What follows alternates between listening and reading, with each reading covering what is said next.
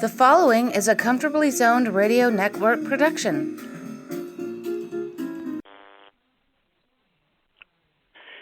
We are back. Thank you, Tally Olson, Comfortably Zoned Radio Network, the New York Mets in the zone.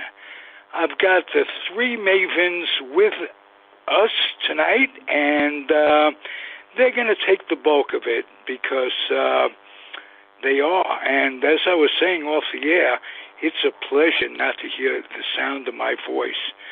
So I will chip in when I do, but the bulk of it is going to go to the Rose brothers. Bernie, how are you? Doing well. And Marty, how are you? Very good, Ralph. Thank you. Good. And we have joining us the tripod of great podcasters, and I mean that. You got the history, you got stories from the past, you got knowledge, and you got personality. So I'm happy to have you on the network. Robert Cole. Oh, yes, I am. Just call me Tripod. You are the pod of the tri. Silly me. Let's talk Met ball, and the best I can start with is Atlanta lost 2 games in a row. And you guys take it. Marty. Yes. Well, that's a good thing because they've been very hot, and it was under the impression there for a while that they were just going to blow past the Mets, but the Mets bats finally woke up in that last game against the Padres on Sunday. So after that, I felt a lot better. And then with the Braves losing too, you got a little leeway. When it looked like it was going to be down to a half a game, we got it back up to 2 games. So all good. All good on that front. It proves all teams are human. They're going to streak, good and bad, and never forever, so to speak. So the worm turned in that game. They got runs. They've been getting terrific pitching. Take it, Barney. Well, yeah, they have. And also, just as you guys are probably aware, they scored 4 runs in the first inning tonight to already come from a 2-0 hole to a 4-2 lead over the Yankees. So it'd be nice to see the bats, continue. But also, when you talk about pitching, you got a guy named Walker who's got a 267 earned run average, even after giving up 2 runs tonight. So you need that continued good pitching, absolutely. And that helps. Yeah. Talk about the bullpen, Robert. Oh, the bullpen, has its good times and it has its bad times. They just don't have a very consistent bullpen except for Diaz. And, Ottavino has done his job. So 8th and 9th inning, they're pretty good. Other than that, it's hit or miss. You're going to get the good Lugo, you're going to get the bad Lugo, you're going to get the good Smith, you're going to get the bad Smith. Lately, Joely Rodriguez has only been bad. And, it's a tough go. So, just about all the bullpens, I think what the pennant race is going to come down to is who stays the healthiest and whose bullpen pitches the best. Let me interrupt for 1 second and talk about bullpens in fantasy baseball. I have for years, the last 2 or 3 years notwithstanding, I'm out of it. I won a league in good fashion, a Yahoo League, after 25 years of doing it and coming up short, and I retired. But I'm happy to say that I will never do it again. And here's one of the number one reasons. That sounds like I'm an idiot. It would be the number one reason is trying to determine from year to year, from day to day, from week to week, who the closer is. I was in the league for a while with holds, and guys were blowing holds that I never heard of, and this, that. It is very difficult. It must be for GMs to pick a bullpen. Look at what Diaz was a year and a half ago for the Mets, and look at him now. Am I right? Is it something that is hit or miss? Is there a system to it? Which GMs, which teams have had consistently good bullpens? Continue, Robert. The only truly consistent closer was Mariano Rivera, and he was one of a kind. And even he blew the occasional save. But it's very, very difficult. You're absolutely right. That's why whichever bullpen comes together, we'll finish in first. And I have an idea that, the Mets are going to make a couple of moves and the Braves are going to make a couple of moves in the next 2 weeks. Okay. What do you think those moves will entail? It's hard to say. Now, the Mets also, Trevor May should be coming back within a couple of weeks. And, that should be a big boost. He's got a rehab assignment, I think, this week. So we'll see how that goes. Yeah. While we're on rehabs, Mert, tell us how DeGrom is doing. Well, he's doing very well. He's got another rehab assignment this week, in the next couple of days. And, if that goes well, I'm pretty sure we'll see him in Washington next week. Yeah. I read something on Facebook on a baseball site. Not that I really forgot about it, but it was in the back of my mind. He's 33 years old, DeGrom. Mm-hmm. Yes.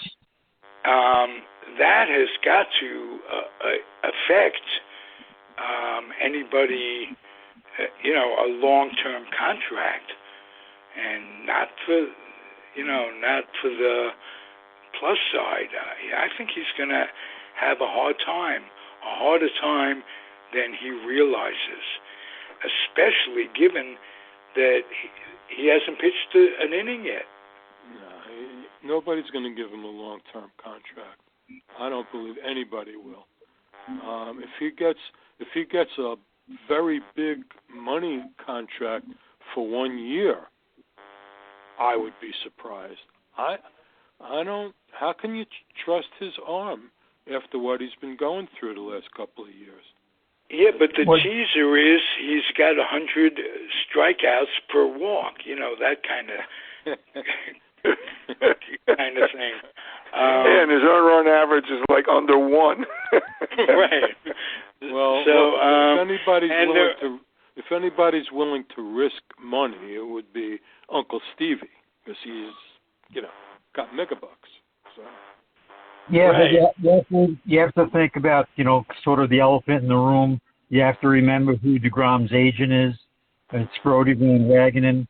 You also have to remember that the Phillies and Braves would be willing to put up some money just to get him away from the Mets. Okay, and those are a couple of things you gotta think about too.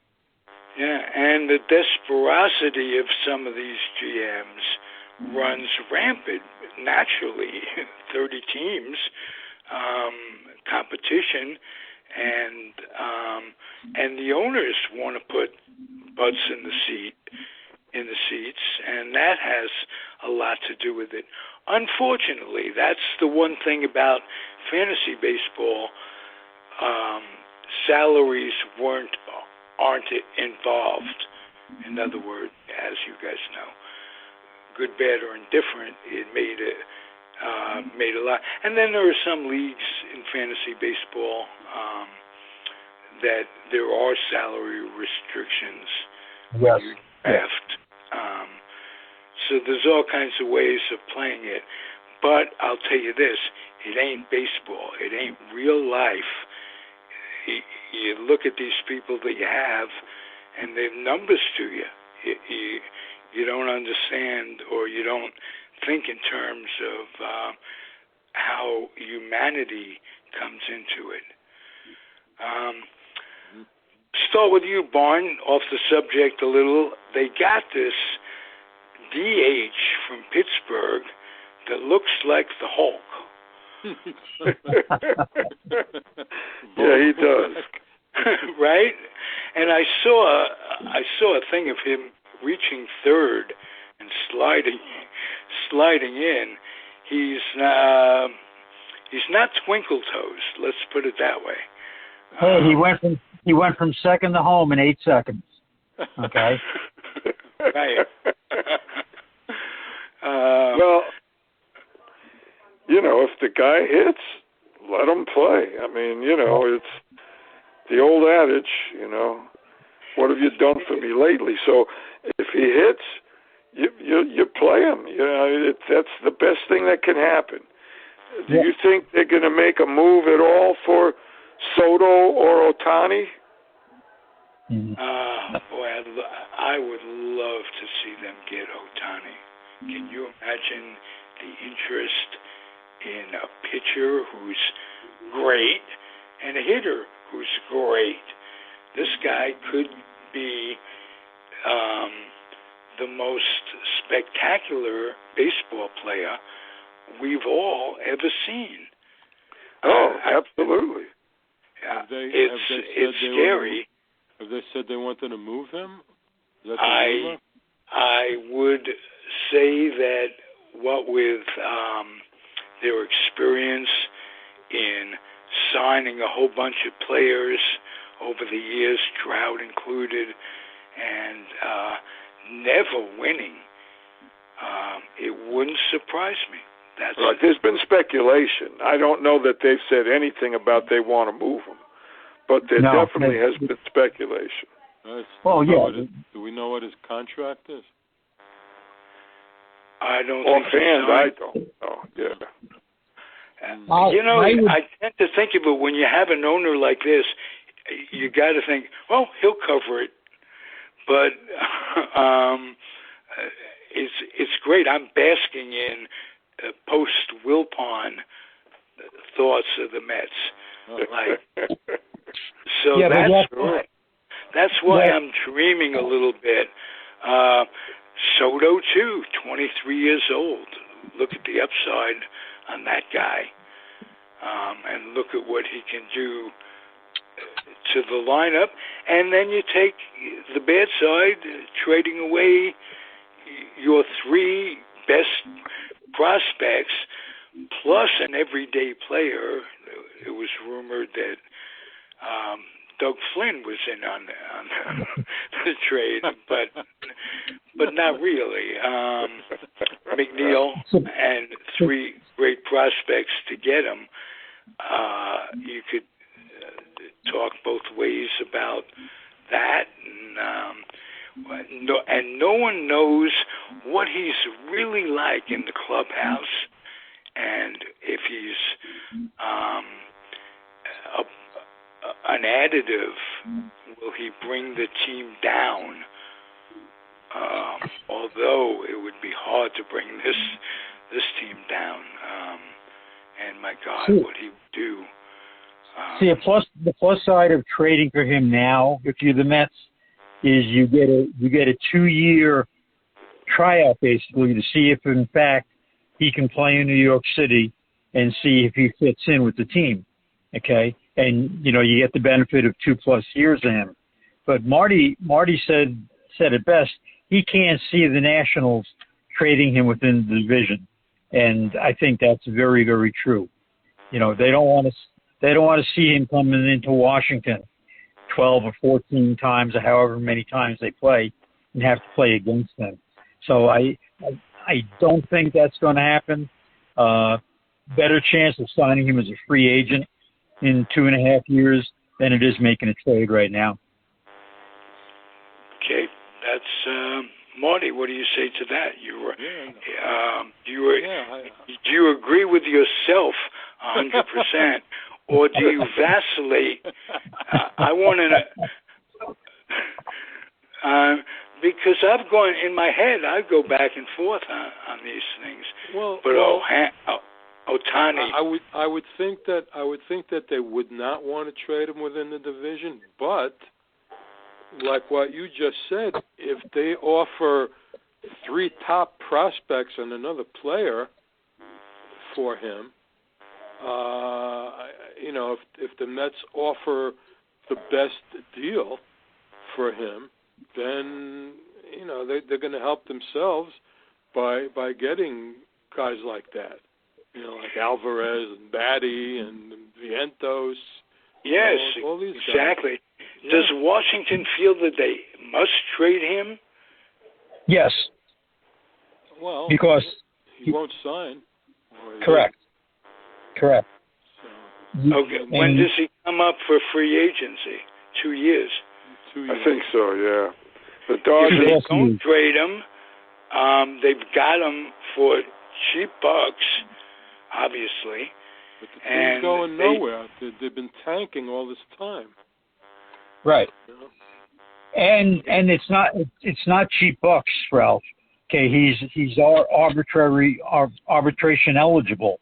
He's making big bucks this year. Okay, he's going to make even bigger bucks next year. And if he goes 4th year arbitration, he'll be making as much as, you know, his long-term contract. So he's not cheap bucks. Yeah. No. Actually, no one in the league is cheap bucks, if you think about it. I mean, what's the minimum now? 850? So. Right. Any veteran, you know, worth his numbers is making big money. Yeah, some guys are making big money, but, you know, Soto helped the Nationals beat the Dodgers and break their 8-game winning streak last night, and the crowd is cheering him, chanting "Future Dodger, Future Dodger." Okay. Oh wow, I've never heard anything like that in my life. That's unbelievable. The Dodgers happen to be one of the teams that could meet the asking price. The asking price has been set by Washington, and Washington's asking price is any team's top 4 prospects, a couple of major league players, and take off their hands a couple of their big salaries. Yeah. So it's going to be interesting. I don't know who's going to want to put out that much. It's going to be very interesting. You know, the Padres are rumored to want him too. Well, the Padres can afford him. The Angels can afford him. The Dodgers, of course, can afford him. The Yankees can afford him, and the Mets can afford him. You know, but let's see where he goes. I honestly don't think he's getting moved this year. They'd have a much better shot of getting a big trade for him during the winter. Interesting. I mean, the money, the TV money has to be astronomical. I mean, it just has to be insane because these teams. Look at how many sources they have on TV money. They got the MLB, they got the individual cities, and what have you. Oh yeah, now that this game tonight's on TBS, tomorrow it's on ESPN. Sundays they got a game in the morning every Sunday on I don't know one of those. YouTube Apple, is putting on games, and Apple is putting on games, and everybody wants a piece of the action. they're gladly taking it all. And I hear that Ralph Tyko is in Comfortably Zoned Radio is going to have a game next year. I am. I didn't want to tell you guys, but you're in negotiation. Me, second base.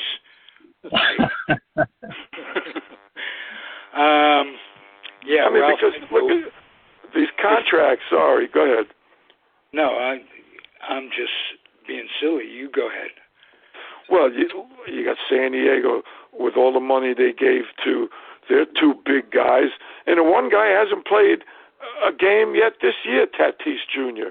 And Machado and Hosmer didn't get a cheap contract, I'm sure. I mean, and then they're going to go get Soto. I mean, and the Dodgers with the Mookie and everybody they're paying, Freddie and the contracts are, the Yankees are paying Stanton and Judge has got a new contract he's going to be looking for. I mean, it's just, but everybody just keeps signing everybody. It's incredible how everything has changed. Yeah. What do you guys miss? Let's go back in time a little bit. What do you guys miss most about the game we all four grew up watching? Always start with Mert. Ooh, wow. I guess the biggest thing would be, like, when we grew up, guys were on the team almost forever. You had the same guys before free agency. You had the same guys year after year, and if you had a good farm system, you got new guys. But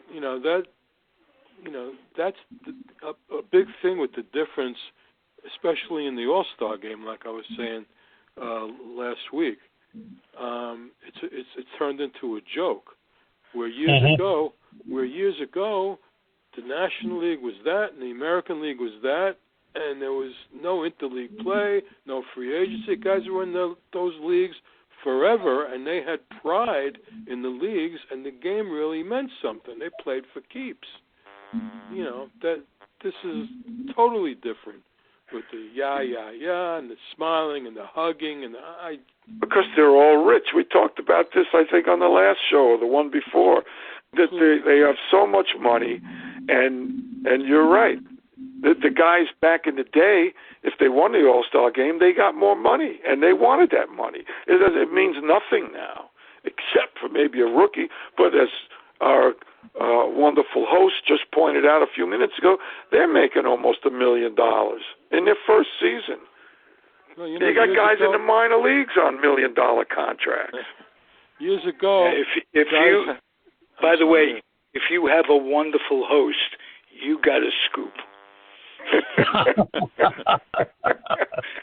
I was going to say, years ago, guys, if they made the World Series and got World Series money, they wouldn't have to get an off-season job.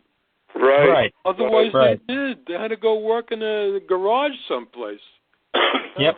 Seriously. Yeah. I don't know what the exact salaries were for home run derby, for instance.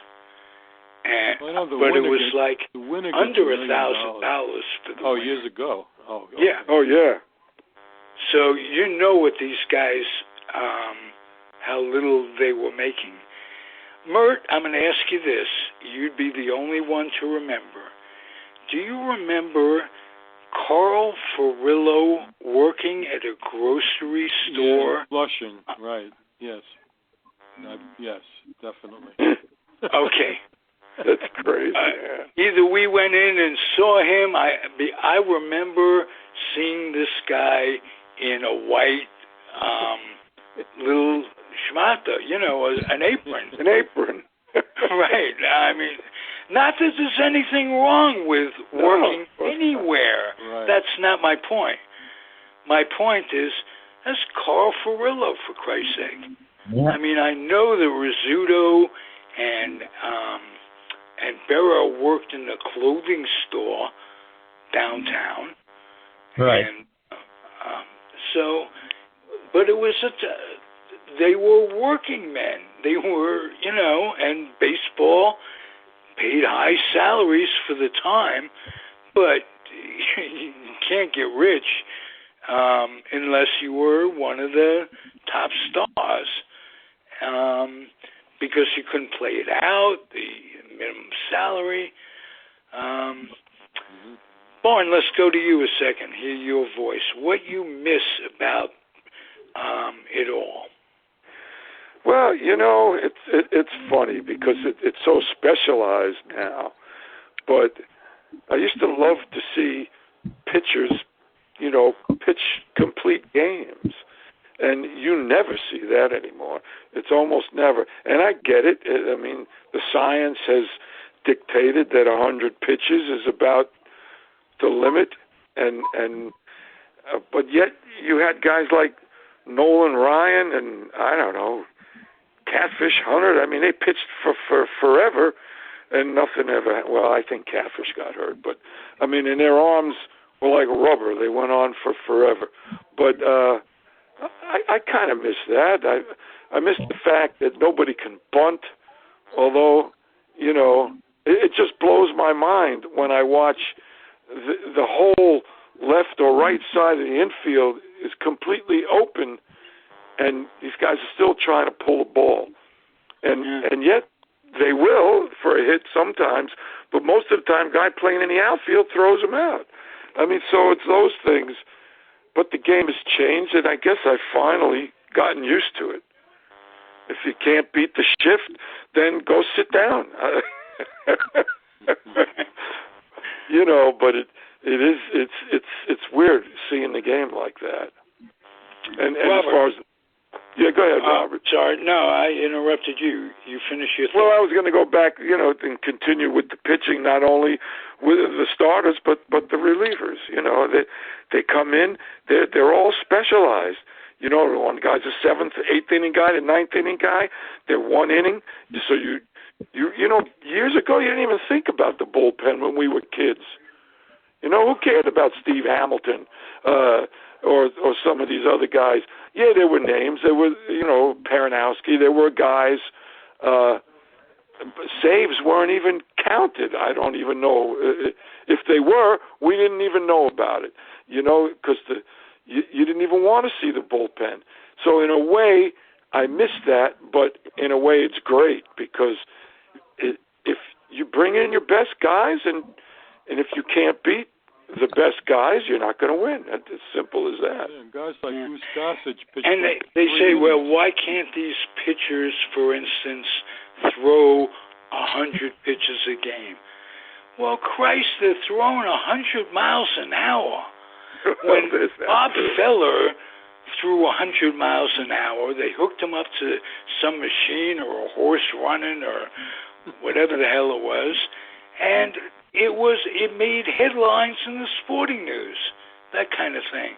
These guys are pitching out of their bodies, so it's impossible to maintain that.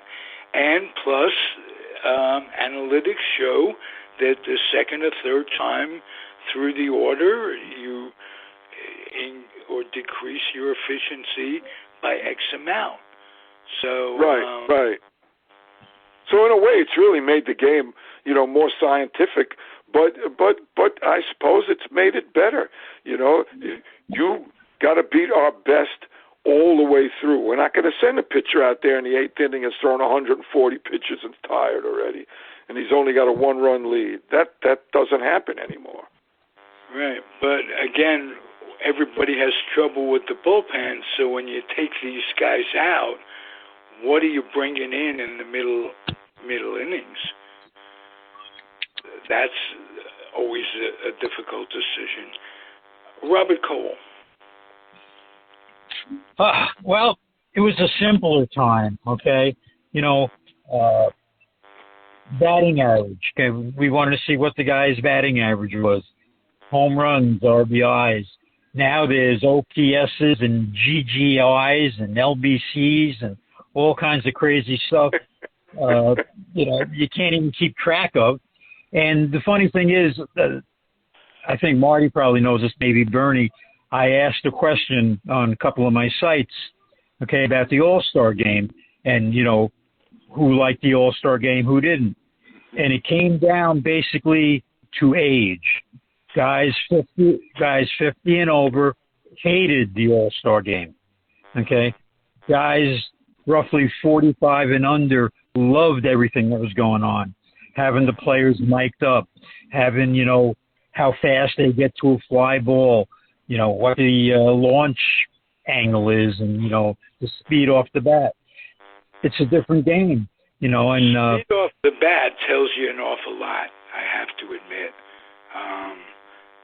If you're just going to hit the ball and it's 110 miles an hour, your chances are much better. But I'll bet that speed off the bat coincides with slugging, OPS plus, all those things. So, well, what about, did the ball go into the stands, or did the outfielder catch in front of the stands? Okay. Well, now, is the umpire only blind, or is he dumb as well? That's what I mean. It was a simpler time, okay? I can see whether a guy catches the ball or didn't catch the ball. I don't need to know, okay, well, he ran 16.2 seconds, miles to get to that ball, but a ball dropped in front of him. Well, I could see that, all right? And if he had run... Which angle did he take to get there? Yeah. Did he take a bad route? I remember Willie Davis was as fast as anybody in baseball, but he took the weirdest routes to get the balls. And when we were kids, you know what I miss? I miss the strategy. Hit and run, hit them where they ain't, that type of thing. Take two, hit to right field, that thing where it becomes, one of you mentioned bunting. They don't teach it, no doubt, anymore in the minors, because that's not how you get paid.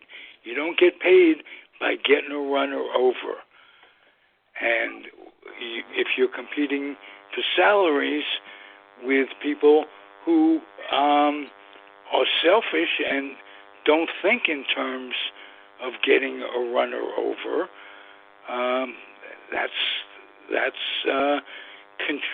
contributes to a lack of strategy. Well, no doubt. With all this new stuff with the man on second base and extra innings, I've seen so many times that a team cannot bunt the guy over to third. They just can't. So they'll try and just hit a ground ball, to the right side to move him over. It seems insane, really. Right. I think Nito had a sacrifice bunt yesterday, I believe. Nito has had 8 sacrifice bunts this year. Has he? Ah. Yes. That's got to be tops, no doubt, in the league. I'm sure. Yeah, and the Mets, you stop and think about, we watch the Mets every day, basically.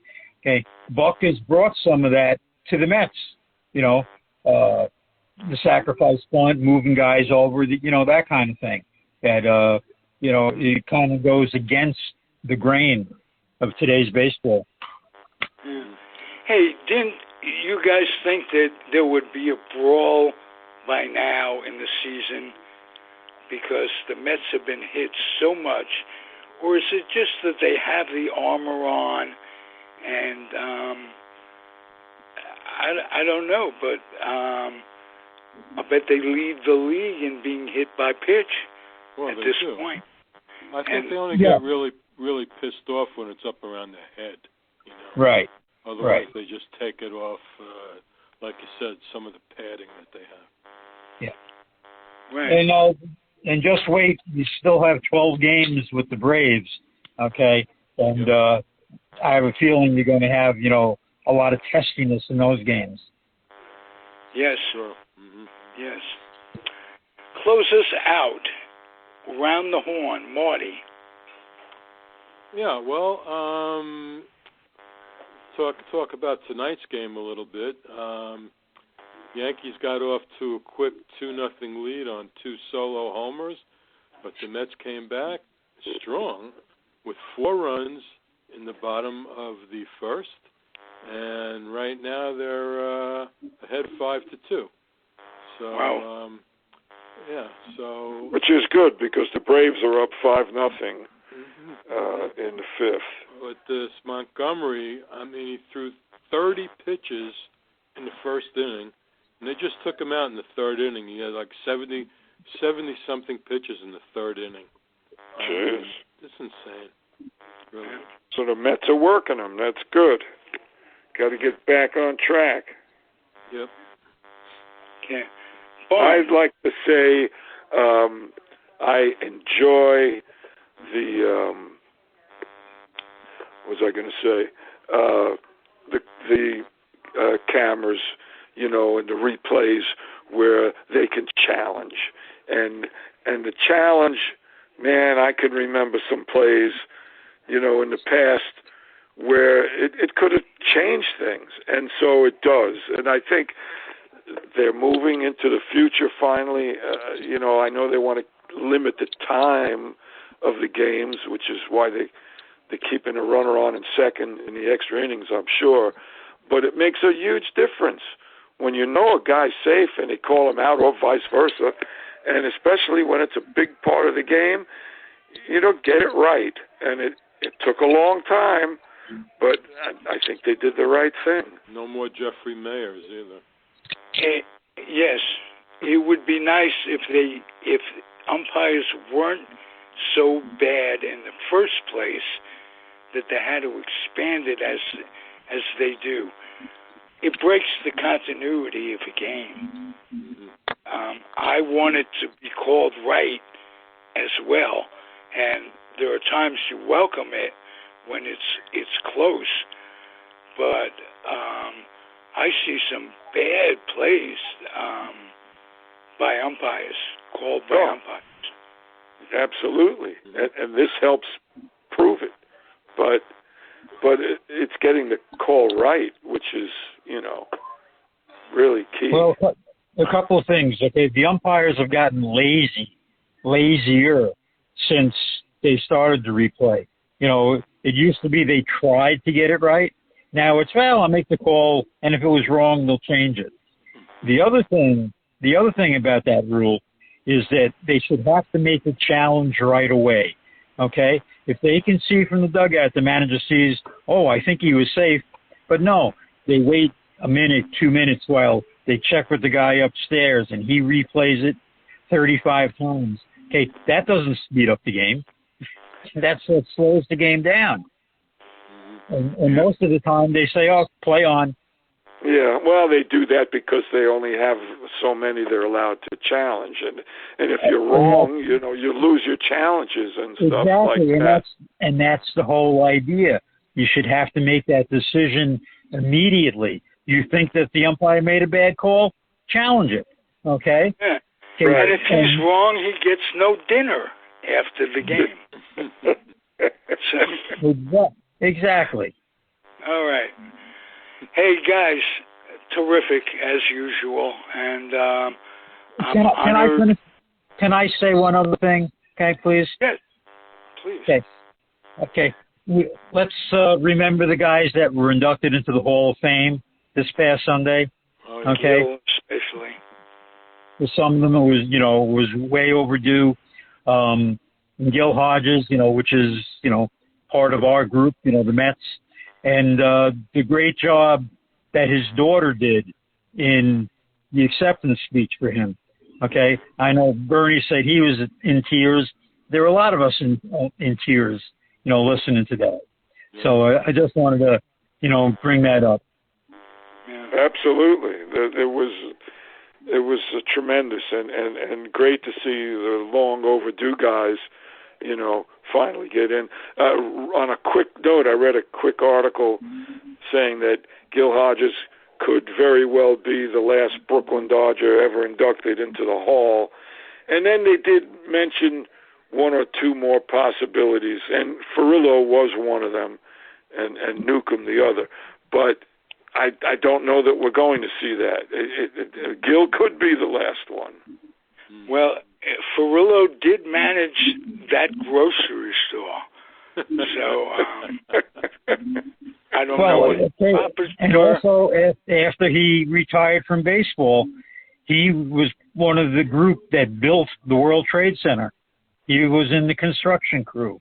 Well, it sounds like a Dusty Rhodes story. A longshoreman or tugboat guy, and you're working for a living. Let me tell you. Tally just looked at me. I said, "Working for a living." She gave me a look, like smile, half smile. Yes, I appreciate that. If the working crew comes in, they can check in with me, and I've got the clipboard. But we may have a guest next week, Ralph. You say, yeah, what's the initials? They work for LOW or something like that. LWOS, the last word on sports. That right. Robert Denninger is part of. You know. I don't know. This guy Joe Rinnie, he also covers the Mets for the Rockland County Times or whatever the paper is there. Yeah. So. Hey, I can't wait, and he can really substitute for my voice next week. All right. Maybe so. Thank you, guys. Terrific show. Breaks up my day in the sense that I come in almost wanting not to do it, and it becomes so much fun. So thank you. You're rich. Glad to be a part of it. Yep. Comfortably Zoned Radio Network. The show is The Mets in the Zone. Marty Rose, Bernie Rose, Robert Cole. I'm Ralph Tyko, the weak link of it all. We'll be back at you when we are. Adios. Good night. Good night. All right, good night. The proceeding has been a Comfortably Zoned network production. You are advised to keep your dreams wet, your humor dry, your children and grandchildren out of military recruiting offices, and off the laps of clerics who wear dresses. Thank you for listening, everyone. Happy trails.